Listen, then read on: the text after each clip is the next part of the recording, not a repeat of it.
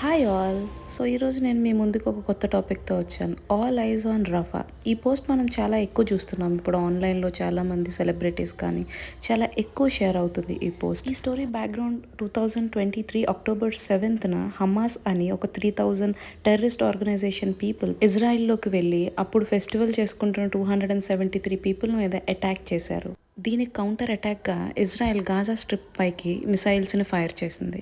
So ఇది వచ్చేసి complete north గాజాని target చేసి ఫస్ట్ అటాక్ చేశారు. తర్వాత పీపుల్ అందరూ ఇంక్లూడింగ్ హమాస్ మిడిల్ గాజాకి మూవ్ అయ్యారు. తర్వాత మిడిల్ గాజాలో కూడా అటాక్ చేశారు సెకండ్. ఆ అటాక్ తర్వాత హమాస్ ఇంకా సివిలియన్స్ ఒక టెన్స్ వేసుకుంటూ సౌత్ గాజా సైడ్ మూవ్ అయ్యారు. టిల్ నౌ ఇజ్రాయెల్కి చాలా కంట్రీస్ సపోర్ట్ చేశాయి ఇంక్లూడింగ్ ఇండియా. ఇప్పుడు ఈ Hamas and civilians south Gaza వైపు మూవ్ అయ్యారు. ఇంకా కౌంటర్ అటాక్గా ఇజ్రాయెల్ సౌత్ గాజాలో రాఫా సిటీని థర్డ్ అటాక్ చేసింది. ఈ అటాక్లో చాలామంది సివిలియన్స్ 45 పీపుల్ వరకు చనిపోయారు. ఇంకా హండ్రెడ్స్ ఆఫ్ సివిలియన్స్ చాలా ఇంజ్యూర్ అయ్యారు. ఈ అటాక్ లాస్ట్ సండే జరిగింది. ఈ అటాక్ తర్వాత ఇజ్రాయెల్కి సపోర్ట్గా ఉన్న ఎన్నో కంట్రీస్ దీన్ని ఖండించాయి. కానీ ఇజ్రాయెల్ మాత్రం అది 2 హమాస్ కమాండర్స్ని టార్గెట్ చేసింది అని, కానీ సెకండరీ ఎక్స్ప్లోజన్ వల్ల సివిలియన్స్ ఇంపాక్ట్ అయ్యారు అని చెప్తుంది.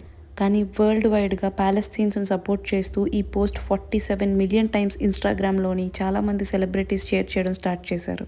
చాలామంది ఇండియన్ క్రిటిక్స్ ఇండియన్ సెలబ్రిటీస్ చేస్తున్న ఈ సపోర్ట్ ఇండియాలో జరిగే విషయాలకు కూడా ఉండాలని భావిస్తున్నారు. లోక్ సమస్త సుఖినో భవంతు.